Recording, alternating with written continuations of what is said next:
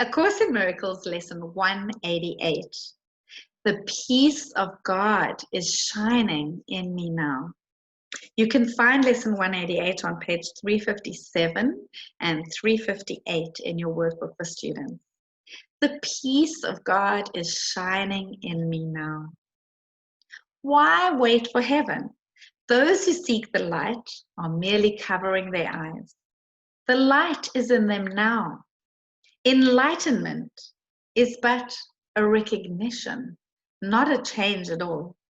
Light is not of the world, yet you who bear the light in you are alien here as well. The light came with you from your native home and stayed with you because it is your own. It is the only thing you bring with you from Him who is your source. It shines in you because it lights your home and leads you back to where it came from, and you are at home.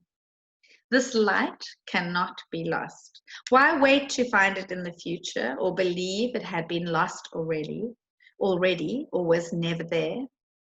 It can so easily be looked upon that arguments which prove it is not there become ridiculous. Who can deny the presence of what he beholds in him? It is not difficult to look within, for there all vision starts. There is no sight, be it of dreams or from a truer source, that is not but the shadow of the seen through inward vision. There perception starts and there it ends. It has no source but this.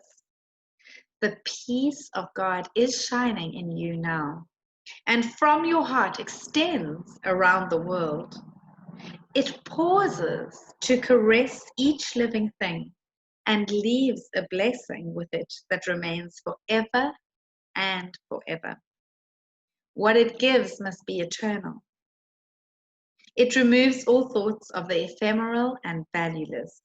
It brings renewal to all tired hearts and lights all vision as it passes by. All of its gifts are given everyone, and everyone unites in giving thanks to you who give and you who have received. The shining in your mind reminds the world of what it has forgotten, and the world restores the memory to you as well. From you, salvation radiates with gifts beyond all measure, given and returned. To you, the giver of the gift, does God himself give thanks. And in his blessing does the light in you shine brighter, adding to the gifts you have to offer to the world. The peace of God can never be contained. Who recognizes it within himself must give it, and the means for giving it are in his understanding. He forgives because he recognized the truth in him. The peace of God is shining in you now and in all living things. In quietness is it acknowledged universally. For what your inward vision looks upon is your perception of the universe. Sit quietly and close your eyes. The light within you is sufficient. It alone has power to give the gift of sight to you. Exclude the outer world and let your thoughts fly to the peace within. They know the way. For honest thoughts, untainted by the dream of worldly things outside yourself, become the holy messengers of God himself. These thoughts you think with him. They recognize their home and they point surely to their source, where God, the Father, and the Son are one. God's peace is shining on them, but they must remain with you as well, for they were born within your mind as yours was born in God's. They lead you back to peace from where they came, but to remind you how you must return. They heed your Father's voice when you refuse to listen, and they urge you gently to accept his word for what you are, instead of fantasies and shadows. They remind you that you are the co-creator of all things that live. For as the peace of God is shining in you, it must shine on them. We practice coming nearer to the light in us today. We take our wandering thoughts and gently bring them back to where they fall in line with all the thoughts we share with God. We will not let them stray. We let the light within our minds direct them to come home. We have betrayed them, ordering that they depart from us.